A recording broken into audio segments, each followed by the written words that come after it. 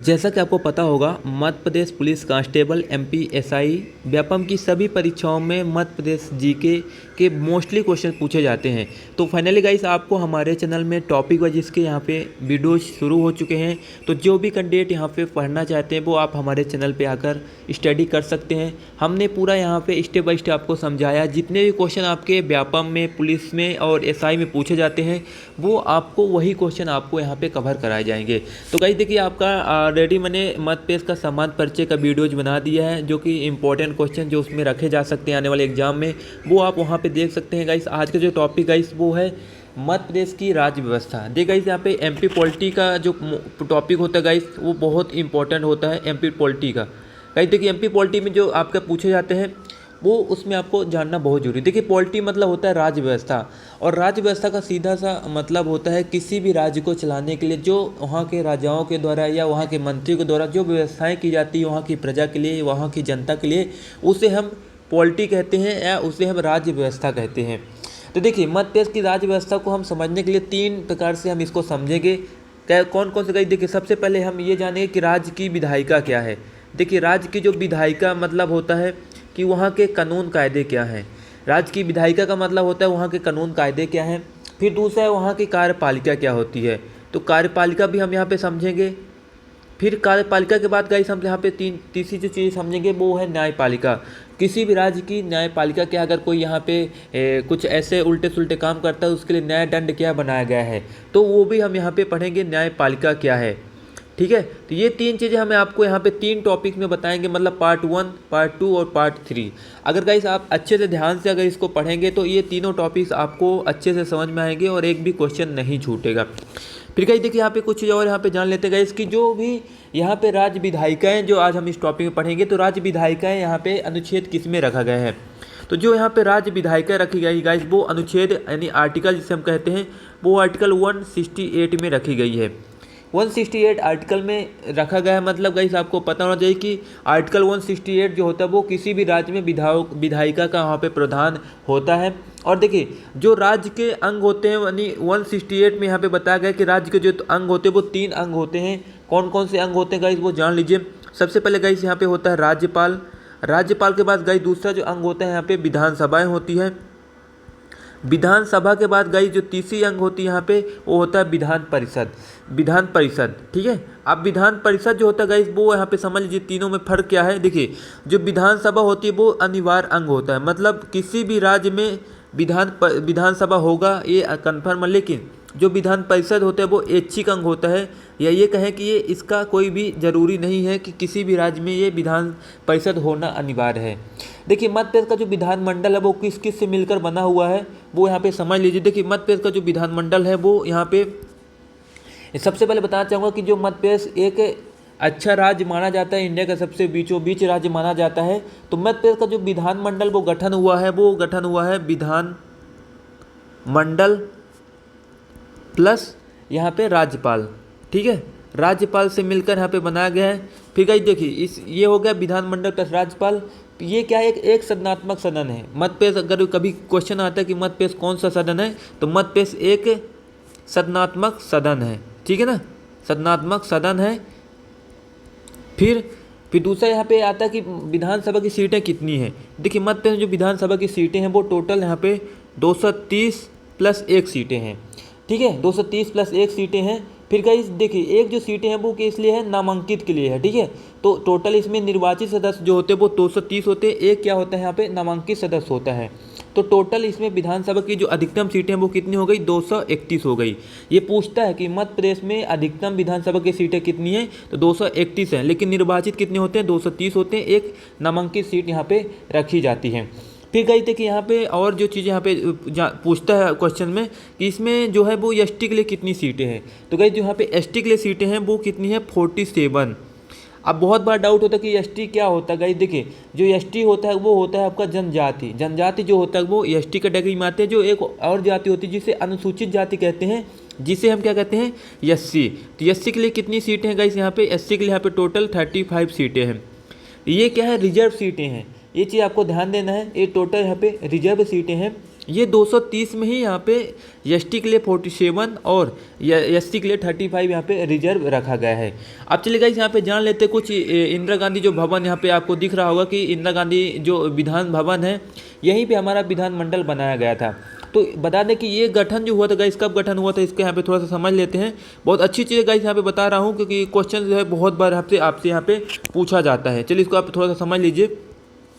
देखिए जो इंदिरा गांधी विधान भवन का यहाँ पे डिजाइन हुआ था वो कब हुआ था 1909 में। ठीक है 1909 में इसको यहाँ पे बनाया गया था। और इसे जो बनाया गया था मतलब किसका जो आधुनिक वास्तु सिद्धांत के जानकार जो थे वो थे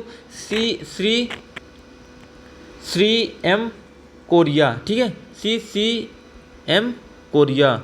ठीक है ये आप यहाँ पे ध्यान रखिए कोरिया CCM कोरिया थे यहाँ पे। और इसका डिजाइन जो किया गया था वो प्रवेश द्वार पर सूर्य कुंड है। इसके अगर देखिए प्रवेश द्वार पर ये देख सकते हैं यहाँ पे एक प्रवेश द्वार जो है इसके यहाँ पे क्या है एक सूर्य कुंड बनाया गया है। ठीक है फिर गाइस देखिए इसका जो उद्घाटन कब हुआ था गाइस इसका उद्घाटन हुआ था 3 अगस्त 1996 को। मतलब 3 अगस्त 1996 को इसका क्या हुआ था उद्घाटन किया गया था। और इस भवन के द्वार पर एक जीव वृक्ष नामक विशाल पेड़ भी है। देख सकते हैं एक जीव वृक्ष नामक यहाँ पे एक दिख रहा होगा विशाल वृक्ष यहाँ पे बोलते हैं इसको क्या बोलते हैं जीव वृक्ष बोलते हैं। तो जो एक जीव वृक्ष यहाँ पे एक विशाल वृक्ष है। ठीक है जीव वृक्ष के नाम से एक विशाल वृक्ष भी है। इसकी दीवारों पर आदिवासी चित्रों का चित्रांकन भी किया गया है। मतलब जो आदिवासी हैं उनका यहाँ पे देख सकते हैं यहाँ पे चित्रांकन भी किया। आप जब यहाँ पे जाएंगे तो यहाँ पे देखिए आदिवासियों के यहाँ पे चित्रांकन भी किया गया है। तो बहुत अच्छी यहाँ पे एक तस्वीर आपको नजर आएगी जब भी आप इसके अंदर जाएंगे तो।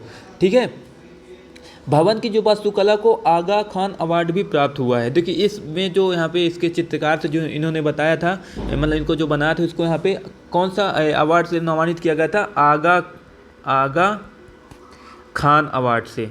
ठीक है आगा खान अवार्ड से इसको नवाजित भी किया गया है। तो ये इंदिरा गांधी भवन की कुछ विशेषताएं हैं गाइस जो कि काफ़ी ज़्यादा मतलब यहाँ पे अपने आप में एक अलग यहाँ पे रुतबा रखती हैं इंदिरा गांधी विधान भवन का। ठीक है अब देखिए कुछ चीज़ और जान लेते हैं। विधानसभा का जो इतिहास है बहुत बार यहाँ पे पूछा जाता है कि विधानसभा का जो इतिहास है वो कब से शुरू हुआ था गाइस। तो इसको थोड़ा सा यहाँ पे समझ लेते हैं। बहुत इंपॉर्टेंट चीज़ गाइस यहाँ पे देखिए सबसे पहले यहाँ पे मैं बताना चाहूँगा गाइस कि जो विधान सभा का जो इतिहास कब से शुरू हुआ था तो ये शुरू हुआ था गाइस 1913 से। 1913 से कब से शुरू हुआ था 1913 से 2000 क्योंकि 2000 तक भी हमारा आपको पता है 2000 में हमारा जो छत्तीसगढ़ वो अलग हो चुका था। तो इसमें जो केंद्रीय प्रांत विधान परिषद की जो स्थापना हुई थी गाइस वो कब हुई थी केंद्रीय प्रांत विधान परिषद की वो हुई थी 8 नवंबर 1913 को। ठीक है केंद्रीय प्रांत परिषद की स्थापना हुई थी। लेकिन जो प्रथम निर्वाचित केंद्रीय प्रांत विधान परिषद कब हुआ था वो हुआ था 1937 में हुआ था। फिर गाइस यहाँ पे 1937 में जब हुआ था प्रथम निर्वाचित केंद्रीय प्रांत विधान परिषद फिर सेंट्रल प्रोविंस एंड बरार की जो संख्या थी मैं आपको इसको बताऊंगा आगे कि ये हमारा जो मध्य प्रदेश वो कितने प्रांतों में बटा हुआ था वो आगे आप पढ़ेंगे बहुत मज़ा आएगा आपको। तो जो सेंट्रल प्रोविंस एंड बरार की जो संख्या थी वो कितनी थी 184 थी। ठीक है फिर सेंट्रल प्रोविंस एंड बरार की जो संख्या 184 थी। फिर मध्य भारत की संख्या कितनी थी मध्य भारत की संख्या टोटल 79 थी। फिर विंध्य प्रदेश की संख्या कितनी थी विंध्य प्रदेश की संख्या 48 थी। और फिर भोपाल राज्य की जो संख्या थी वो कितनी थी यहाँ पे 23 थी। ये चीज़ आप यहाँ पे समझ गए होंगे। तो ये एक इतिहास था विधान सभाओं का। टोटल यहाँ पे जो यहाँ पे सभाएं थी टोटल यहाँ पे अगर भोपाल राज्य की जो संख्या 23 थी। अब देखिए इसमें जो निर्वाचन हुआ था कैसे कैसे हुआ था गाइस यहाँ पे थोड़ा सा मैं बताना चाहूँगा कि 1900 जब यहाँ पे 1997 जो भाग था द्वितीय विधान जो सभा की गठित हुई थी वो कब हुआ था 1 अप्रैल 1957 को।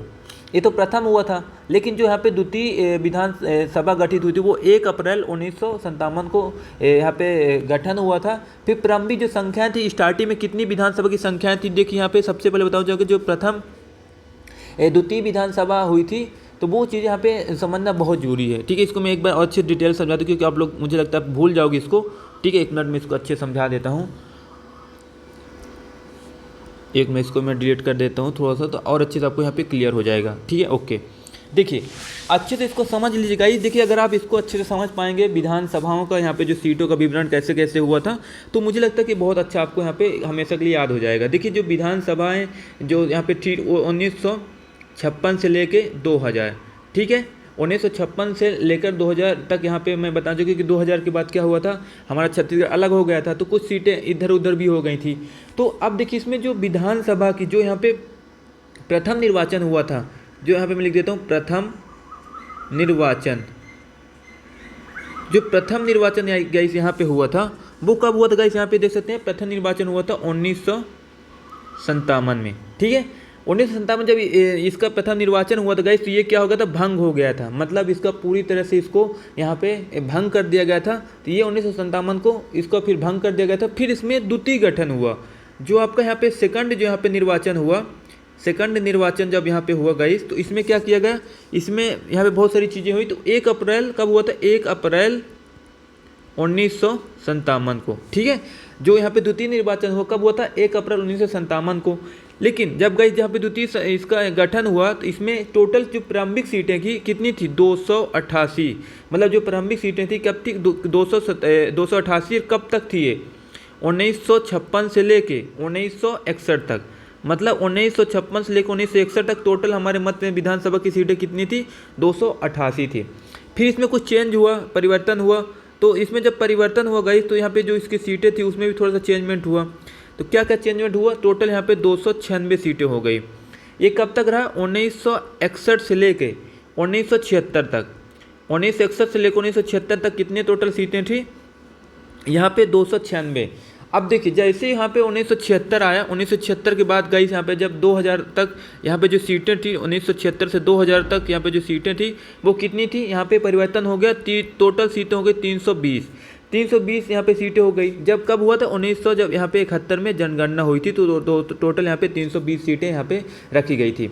इसमें गई 320, तो ये निर्वाचित होता था, लेकिन एक यहाँ पे नामांकित किया जाता था, जैसे कि अभी होता है। ठीक है, फिर गाइस आपको पता हो जाए कि हमारा जो मध्य प्रदेश है उसके लिए यहाँ पे थोड़ा सा ज़्यादा एक चेंजमेंट हुआ। मतलब 2000 में जब हमारा छत्तीसगढ़ अलग हुआ हमारे मध्य प्रदेश से, तो टोटल जो यहाँ पे सीटें कितनी बची थी, 230+1। ठीक है, 230+1 यहाँ पे सीटें हुई थी। फिर गाइस यहाँ पे जब 84वां संशोधन हुआ, 84वां जो अमेंडमेंट हुआ गाइस, उसमें क्या क्या चीज़ें हुई देखिए। जब इसमें अमेंडमेंट हुआ, नहीं कॉन्स्टिट्यूशन अमेंडमेंट विधायक लागा, तो यहाँ पे 2001 द्वारा यह संख्या 2026 तक अपरिवर्तित रहेगी। मतलब यहाँ पे एक 84वां संशोधन हुआ कि 2001 में जो यहाँ पे एक अमेंडमेंट ला गया या एक विधेयक पारित किया गया कि कहा गया कि जो मध्य प्रदेश की जो सीटें थी 230+1, ये 2026 तक, मतलब 2026 तक इसमें कोई भी परिवर्तन नहीं किया जाएगा। तो ये इतिहास है गाइस, यहाँ पे जो आपका विधानसभा की जो इतिहास है, मैं इसकी कैसे कैसे विधान सभाओं का यहाँ पे सीटों का यहाँ पे अलग अलग किया गया, कब कितनी सीटें थी, तो वो बहुत ही अच्छे तरीके से आप इसको समझ पाएंगे। मीन्स कि कब इसका निर्वाचन हुआ था, फिर इसमें टोटल कितनी सीटें थी, तो ये चीज़ आप समझ लीजिए। चलिए गाइस अगले टॉपिक में यहाँ पे बढ़ते हैं। अगला टॉपिक जो आपका है गाइस की वेतन भत्ते वगैरह यहाँ पे कितने मिलते हैं। तो जो सरकार को वेतन भत्ते मिलते हैं गाइस, वो एक दो क्वेश्चन से पूछता है, इसको आप समझ लीजिए। ठीक है, तो जो यहाँ पे किसी भी सरकार को जो वेतन भत्ते मिलते हैं वो कब से शुरू हुआ गाइस, 1 अप्रैल 2016 से यहाँ पे शुरू हुआ। मतलब विधायकों का जो वेतन भत्ता है वो 1 अप्रैल 2016 से शुरू हुआ था। देखिए इसमें क्या होता है कि विधानसभा सदस्य वेतन भत्ता और पेंशन अधिनियम 1972 से में हुए संशोधन 2016 के तहत, मतलब देखिए यहाँ पे क्या गया, 1972 से तो शुरू हुआ, लेकिन इसमें संशोधन किया गया और 15,000 रुपये प्रतिमाह अर्दली भत्ता हो गया और पूर्व विधायकों को अब 20,000 रुपये प्रतिमाह पेंशन मिलेगी। देखिए हम लोग देखिए हमें तो कुछ भी नहीं मिलता, हमारे जो बेरोजगार युवा हैं उन्हें तो कुछ भी नहीं मिलता, लेकिन जो ये नेता नेताड़ी होते हैं इनको काफ़ी ज़्यादा यहाँ पे फैसिलिटीज वगैरह मिलती हैं। चलो वो अलग बात है, सरकार का काम है। देखिए जो मंत्री को वेतन भत्ता है वो भी 1 अप्रैल 2016 से ससुरा लागू हो गया, उसमें काफ़ी इनको पेमेंट भी मिलने लगी। जैसे कि पता होना चाहिए कि क्वेश्चन आता है कि मुख्यमंत्री को कितनी पेमेंट मिलती है, तो मुख्यमंत्री को टोटल 50,000 आपका वेतन मिलता है। फिर सत्कार भत्ता कितना मिलता है, 55,000, और निर्वाचन भत्ता कितना मिलता है, 50,000। कुल मिला के ससुरों का 1.5 लाख पेमेंट हो गई इसकी। तो ऐसे ही यहाँ पे सभी मंत्रियों को, राज्य मंत्री को, उप मंत्री को, स्पीकर को, उपाध्यक्ष को, नेता प्रतिपक्ष को, विधायक को, इन सभी को यहाँ पे काफ़ी ज़्यादा हमें पेमेंट मिलती है। लगभग सभी को 1 लाख के ऊपर यहाँ पे पेमेंट मिलती है। अब देखिए दैनिक भत्ता जो होते हैं सदस्यों को राज्य के भीतर 45,000 प्रतिमाह और बाहर अगर जाते हैं 25 रुपये प्रतिदिन मिलता है। मतलब लगा लीजिए कि अगर 2500 प्रतिदिन मिलता है गाइस, तो आप लगा लीजिए 30 दिन का कितना हो गया, सीधे ये 000 3 5 15 5 एकम 3 दूनी 6 1 7 है, 75,000 रुपये यहाँ पे गाइस देख सकते हैं यहाँ पे इनको मिलता है। तो अपने आप में काफ़ी ज़्यादा यहाँ पे इनको एक अलग से बेनिफिट मिलता है। देखिए भत्ता इनको मिलता है सिर्फ 75,000 रुपये जब ये बाहर काम करते हैं। तो एक बड़ी ही यहाँ पे आलोचनाएं हो सकती हैं कि मतलब हमारे जो बेरोजगार युवा उनके लिए कुछ नहीं करते हैं। लेकिन कि कुछ चीज़ें गाइस यहाँ पे मैं बताना चाहूँगा गाइस कि बहुत बार यहाँ पे कोई 1-2 क्वेश्चन पूछ लेता है। अगर मैं आपसे कहूँ कि लोकसभा में राज्य से सर्वाधिक 9 बार सांसद कौन रहे हैं, मतलब अगर लोकसभा में गाइस लोकसभा की सीटें कितनी थी अपने राज्य में, तो लोकसभा की टोटल सीटें मैं आपको आगे इसी वीडियो में चर्चा करूँगा। सबसे पहले जान लो कि सर्वाधिक 9 बार सांसद कौन रहे हैं लोकसभा में।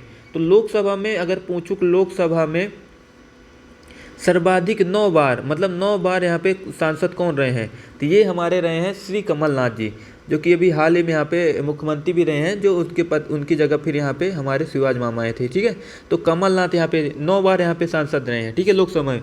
फिर यहाँ पे पूछा जाता है कि सर्वाधिक 8 बार महिला सांसद कौन थी। महिला सांसद कौन थी भारत में, सर्वाधिक 8 बार महिला सांसद थी, वो थी श्रीमती सुमित्रा महाजन। ठीक है, श्रीमती सुमित्रा महाजन, इसको आप लिख लीजिए, ये आता है। ठीक है, ये 8 बार रहा, ये भारत में रहा, ये अपने एमपी में रहा, मध्य प्रदेश में, ये भारत में रही हैं। ठीक है, ओके। चलिए अब अगला कुछ चीज़ें समझते हैं यहाँ पे कि मध्य प्रदेश का शासन। देखिए मध्य प्रदेश का शासन जो है वो जानना बहुत ज़रूरी है।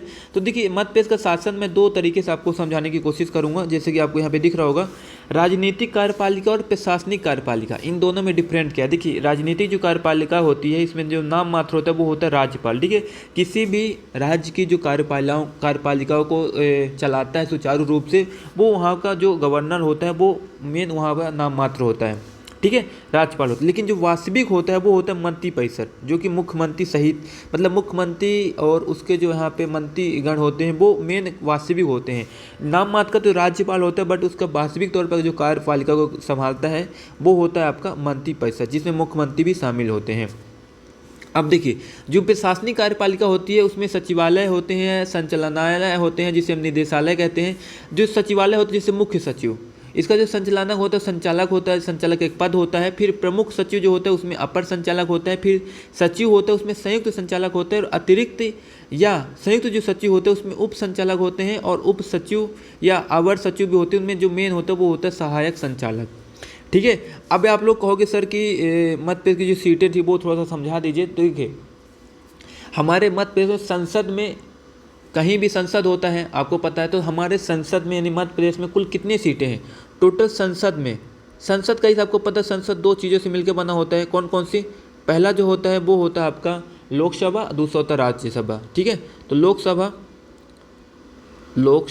फिर दूसरा क्या होता है राज्यसभा। जो राज्यसभा होती है वो उसकी जो सीटें हैं वो क्या होती हैं, उसके जो मंत्री होते हैं वो हर 6 महीने बाद यहाँ पे चेंज होते रहते हैं। ठीक है, आपको पता होता है ये बात। ठीक है, तो लोकसभा की जो सीटें थी अपने मध्य प्रदेश में कितनी थी, टोटल 29 सीटें थी, और राज्यसभा कितनी सीटें थी, टोटल 11 सीटें थी। आप लोग 230 नहीं मार के, ये 230 जो है वो विधानसभा की सीटें हैं, वो आप यहाँ पे याद रखिए। विधानसभा की सीटें कितनी हैं, 230 है। ठीक है, तो संसद में जो होता है वो 2 चीज़ों से मिलकर बना होता है। कौन कौन सी चीज़ों से मिलकर बना होता है, लोकसभा और राज्यसभा। अब देखिए लोकसभा की अपने मध्य प्रदेश कितनी सीटें 29 है, और राज्यसभा की 11 है। अब देखिए इसको समझते हैं लोकसभा को थोड़ा सा। ठीक है, 1 मिनट, इसको मैं और अच्छे से समझ यहाँ पे लिख देता हूँ, 1 मिनट। ओके, अब देखिए जो संसद में आपको पता है मैंने कि संसद जो होता है वो कितने चीज़ों से मिलकर बना होता है। यहाँ पे मैं इसको लिख देता हूँ, 2 चीज़ों से मिलकर होता है, एक लोकसभा, दूसरा आपका राज्यसभा। ठीक है, अब देखिए लोकसभा जो होता है गाइस, इसमें मध्य प्रदेश में कितनी संख्या है। ठीक है, मध्य प्रदेश 29 यहाँ पे सीटें हैं लोकसभा की, और राज्यसभा कितनी सीटें हैं, 11 है। ठीक है, अब देखिए जो लोकसभा होता है गाइस वो किन किन चीज़ों से मिलकर बना होता है। मीन्स कि अगर बात करें यहाँ पे लोकसभा में जो टोटल यहाँ पे मध्य प्रदेश में सीटें हैं वो कितनी सीटें हैं, वो यहाँ पे समझ लीजिए। देखिए जनरल की अगर बात करें जिसे हम सामान्य कहते हैं, सामान्य की जो टोटल यहाँ पे सीटें हैं गाइस, यहाँ पे 19 सीटें हैं, सामान्य की 19 सीटें हैं। वहीं गाइस एसटी की कितनी सीटें हैं, एसटी की टोटल सीटें यहाँ पे गाइस 6 हैं। फिर वहीं एससी की टोटल कितनी सीटें हैं, 4 सीटें हैं। तो ये चीज़ें आपको यहाँ पे समझना चाहिए गाइस। ठीक है, ये चीज़ें बहुत बार पूछता है आपसे सवाल में कि जो आपका यहाँ पे एसटी कितनी सीटें हैं और जो आपका एससी कितनी सीटें हैं, तो ये यहाँ पे याद रख लीजिए।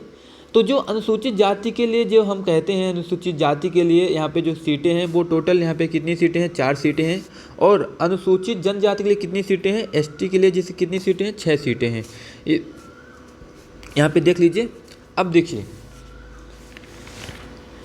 अब इसमें जो 6 सीटें वो कौन कौन सी सीटें हैं, मतलब कि कौन कौन से ज़िलों की ये यहाँ पे दिया गया है, वो भी तो यहाँ पे बहुत बार पूछता है। तो देखिए यहाँ पे मैं लिख देता हूँ क्योंकि आपको याद रहेगा। सबसे पहले गाइस यहाँ पे शहडोल जो है वो यहाँ पे एक आता है। फिर दूसरा है मंडला के लिए यहाँ पे है। फिर तीसरा आता है गाइस आपका बैतूल। फिर चौथा गाइस आपका आता है धार। फिर जो आपका 5वां आता है रतलाम झाबुआ, रतलाम।